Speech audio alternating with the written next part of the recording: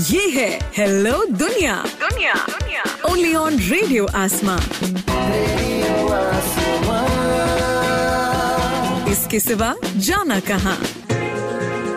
Business update. तो दोस्तों, आप सुन रहे हैं रेडियो आसमां और मैं हूं साकेत सोनी। मैं लाया हूं आपके लिए बिजनेस अपडेट, व्यापार की बातें और स्टॉक मार्केट की हलचल। अमेरिका में 20 जनवरी को प्रेसिडेंट इलेक्ट जो बाइडेन का इनॉग्रेशन होना है, लेकिन इसी बीच वर्तमान राष्ट्रपति ने ट्विटर और फेसबुक पे कुछ ऐसी भड़काऊ चीजें लिख दी हैं जिसकी वजह से उनके सपोर्टर उत्तेजित हो गए हैं और वॉशिंगटन डीसी में आ गए हैं। बताया जा रहा है कि वॉशिंगटन डीसी में कुछ हिंसक झड़पें भी हुई हैं।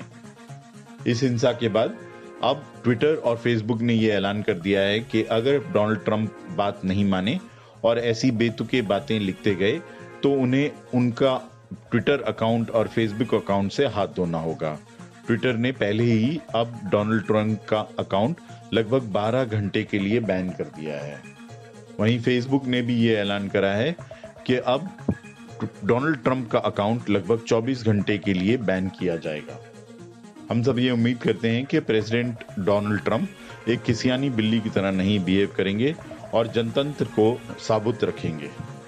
अमेरिका और चाइना के बीच की तनातनी अब और ज्यादा बढ़ गई है। इसमें अब न्यूयॉर्क स्टॉक एक्सचेंज ने चाइना के कुछ चुनिंदा टेलीकॉम कंपनियों को बैन कर दिया है। अब एक्सचेंज पे चाइना मोबाइल, चाइना टेलीकॉम और चाइना यूनिकॉम के शेयर्स नहीं ट्रेड कर पाएंगे। न्यूयॉर्क स्टॉक एक्सचेंज ने कहा कि गवर्नमेंट की कुछ स्पेसिफिक गाइडेंस के अंतर्गत उन्होंने ये फैसला लिया है। वहीं अमेरिकी सरकार ने ये कहा है कि उन्हें शक है कि ये तीनों कंपनियां या तो चाइनीज गवर्नमेंट या चाइनीज मिलिट्री के तहत काम करती हैं।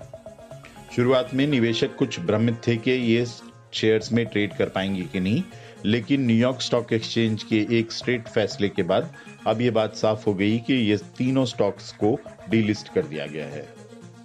भारत के आरबीआई का एम हमेशा ये रहा है कि इन्फ्लेशन को लगभग 4% पे दाब के रखा जाए, लेकिन पिछले क्वार्टर में ये देखा गया कि क्रूड ऑयल के प्राइसेस लगभग 30% बढ़े हैं और कुछ ऐसे मेटल्स और कमोडिटीज हैं जिनके दाम भी काफी बढ़े हैं। इनमें स्टील लगभग 75% बढ़ा है, जिसकी वजह से इन्फ्लेशन के ऊपर एक प्रेशर बनते जा रहा है। अब उम्मीद ये लगाई जा रही है कि अगली मॉनेटरी पॉलिसी में रेट्स को होल्ड करना आरबीआई के लिए खासा मुश्किल हो सकता है और उम्मीद ये लगा रहे हैं कि अब वो रेट्स को धीरे धीरे बढ़ाते जाएंगे। रिजर्व बैंक ने ये कहा है कि फूड इन्फ्लेशन तो कंट्रोल में है और शायद अगले 6 महीने में कम भी हो जाए, लेकिन नॉन फूड मामले में इन्फ्लेशन काफी कड़ा है और ऐसा लग रहा है कि अब इस इन्फ्लेशन को कंट्रोल करने के लिए इंटरेस्ट रेट का ही सामना लेना पड़ेगा। भारत की टेलीकॉम कंपनी एयरटेल अब सुप्रीम कोर्ट पहुंच गई है। उसने कहा है कि डिपार्टमेंट ऑफ टेलीकॉम ने कैलकुलेशन करते हुए जो एडजस्टेड ग्रॉस रेवेन्यू यानी एजीआर के ड्यूज लगाए हैं वो गलत हैं।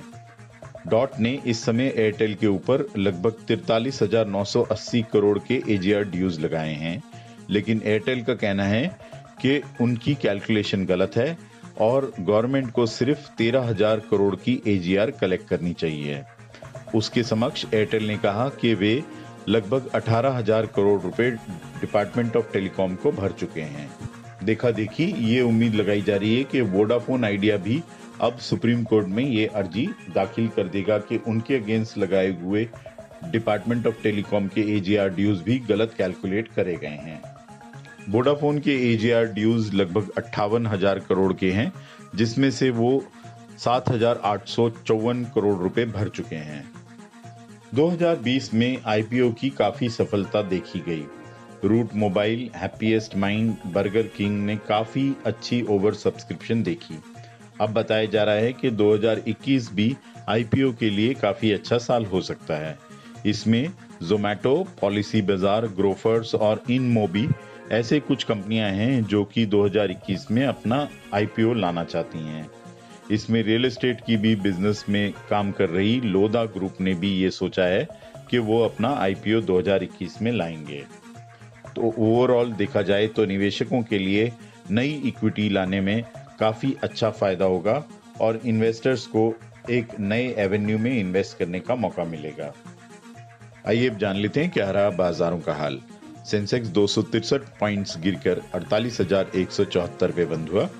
निफ्टी 53 अंक गिर के 14,146 पे बंद हुआ।